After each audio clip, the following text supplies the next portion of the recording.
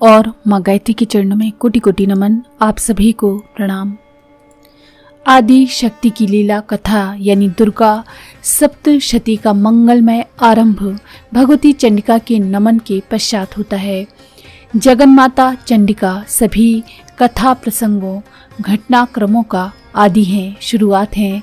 सभी कुछ उन्हीं के गर्भ से पोषित होता है, उन्हीं से जन्म पाता है। वे काल की भी जननी हैं।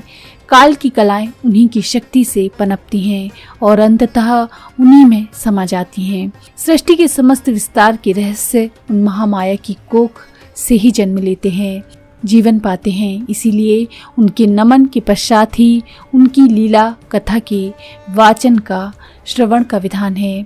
ये कथा मार्कंड पुराण के 13 अध्यायों में कही गई है। इस कथा के मुख्य सूत्रधार ऋषि मार्कंडेय जी हैं। इस प्रसंग का उल्लेख करते हुए चिदंबर संहिता में कहा गया है कि तब वह चिन्मयी शक्ति काली रूप में आविर्भूत हुई। कालांतर में वही लक्ष्मी और सरस्वती हुई।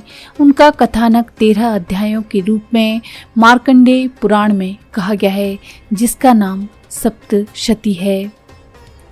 दुर्गा सप्तशती के इस प्रथम चरित्र के प्रथम अध्याय के प्रथम मंत्र के रहस्यार्थ में प्रवेश करने से पूर्व इस कथा को जानना, विचार करना आवश्यक है। तपस्या करते हुए महामुनि महात्मा मार्कंडेय ने व्यास के शिष्य महातेजस्वी जैमिनी से पूछा, हे सर्वशास्त्रों में निपुण भगवान महान ज्ञानी मार्कंडेय जी, मैं उत्तम देवी महात्मा को पूर्ण रूप से सुनना चाहता हूँ। श्री मार्कंडेय पुराण की यही वह पावन स्थली है जहाँ से आदिशक्ति की लीला कथा यानी दुर्गा सप्तशती का मंगलमय प्रारंभ हुआ था।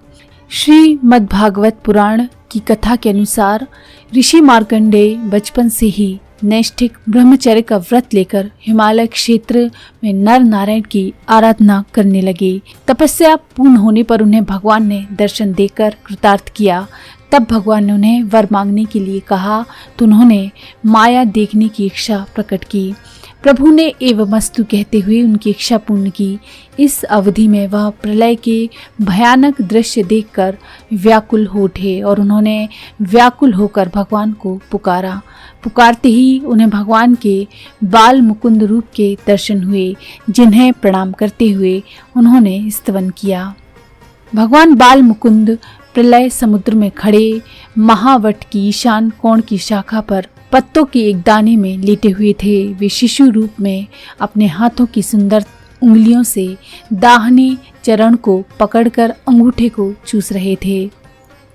पुराण कथा के अनुसार मार्कंडेय मुनि उस शिशु के नासिका छिद्र से प्रवेश करके उनके उदर में पहुंच गए, जहां उन्होंने अनंत अनंत ब्रह्मांड देखे। शिशु के उदर से पुनः जब वे नासिका छिद्र से बाहर निकले तो पुनः वही प्रलय का दृश्य था जो बाद में अदृश्य हो गया। इस भगवत कृपा को अनुभव करने के बाद वे पुनः हिमालय स्थित आश्रम में पहुंचे, ध्यान में लीन हो गए। तभी वहां आकाश मार्ग से नंदी पर बैठे भगवान शिव माता पार्वती के साथ निकले।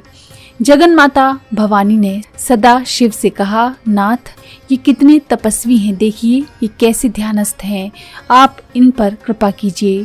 भगवान शिव ने माता पार्वती से कहा, देवी ये भगवान के परम भक्त मार्कंडेय हैं, इनकी कोई कामना नहीं, परंतु ऐसे भगवत भक्तों से मिलना हमेशा सुखद होता है, सो मैं इनसे अवश्य मिलूंगा। इसके बाद भगवान शिव एवं माता पार्वती ने इन्हें दर्शन दिए और उन्हें पुराणाचार्य होने का वरदान दिया। माता पार्वती ने इन पर कृपा करके इन्हें अपने पुत्र के रूप में स्वीकार किया। भगवान सदाशिव का ये वर पाकर ऋषि मार्कंडेय पुराण के आचार्य हुए और उन्होंने इस पुराण के अंतर्गत आदि शक्ति की लीला कथा यानी दुर्गा सप्तशती कही। इस मंत्रमय लीला कथा का ये प्रारंभिक मंत्र है। श्री दुर्गा सप्तशती के मंत्र रहस्य जानने वाले महासिद्धों ने, भक्तों ने इस विधान को कुछ इस प्रकार से निरूपित किया है। अब हम इस मंत्र का साधना विधान और विनियोग बता रहे हैं, जो आपकी स्क्रीन पर दिख रहा है। इसके बाद न्यास करना चाहिए। न्यास में जिन जिन अंगों का नाम लिखा गया है उन अंगों का स्पर्श करना है। ओम नमो अंगुष्ठाभ्याम नमः हृदय नमः, यानी अंगूठे से हृदय को स्पर्श करें। ओम नमो तर्जनीभ्याम नमः शिर से स्वाहा, यानी तर्जनी से शिर को टच करें। श्री नमो मध्य माभ्याम नमः शिखाय वशट, यानी मध्यमा उंगली से अपनी शिखा को स्पर्श करें। ओम एम श्रीम नमः कनिष्ठकाभ्याम नमः नेत्राय वशट, यानी अपनी आँखों को कनिष्ठा उंगली से स्पर्श करें। मार्कंडेय करतल कर उवाच पृष्ठाय नमः अस्त्राय फट।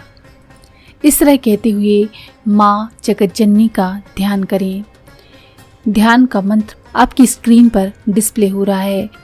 इसके बाद आता है क्रम मंत्र का। मंत्र है ओम एम श्रीम नमः मार्कंडेय उवाच नमो श्रीम एम ओम। इस मंत्र को 1000 जप करने पर सिद्धि प्राप्त होती है, लेकिन 10 माला गायत्री मंत्र की और 1 माला इस सप्तशती मंत्र की करनी है। इस तरह से 10 दिन का ये विधान है। 10 दिन में आपके 1000 मंत्र हो जाएंगे। उसके उपरांत आपको दशांश हवन करना है। इस मंत्र को करने की फलश्रुति ये है कि आध्यात्मिक फलश्रुति ये है कि वैराग्य की प्राप्ति होती है और लौकिक यानी सांसारिक रूप से आपको यश की प्राप्ति होती है। दुर्गा सप्तशती का पठन और श्रवण कर रहे शक्ति साधकों के लिए ये विधान आश्चर्यकारी हो सकता है, परंतु ये विधान निश्चित ही महान शक्ति साधकों एवं मंत्र विद्या के मर्मज्ञों का कृपा प्रसाद है, जिसका उल्लेख यहाँ संक्षेप में किया गया है।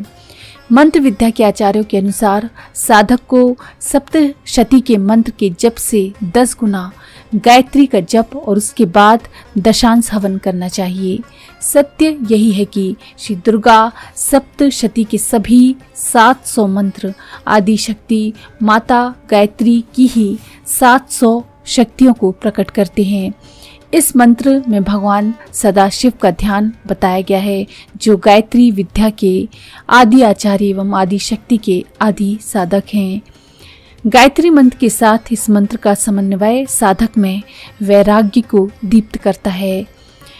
बाद में इस मंत्र में आदि शक्ति माता गायत्री के आध्यात्मिक रूप से वैराग्य एवं लौकिक रूप से यश के प्राकट्य एवं प्रकाश की व्याख्या है। जो साधना मर्मज्ञ हैं, जो जानते हैं कि आदि शक्ति माता गायत्री की कोख से ही ये जगत और जीवन है, वे ही अपने में समाहित किए हुए दुर्गम संकटों का नाश करने वाली दुर्गा हैं। उन्हीं के 24 मंत्राक्षरों से सभी मंत्र प्रकट हुए हैं।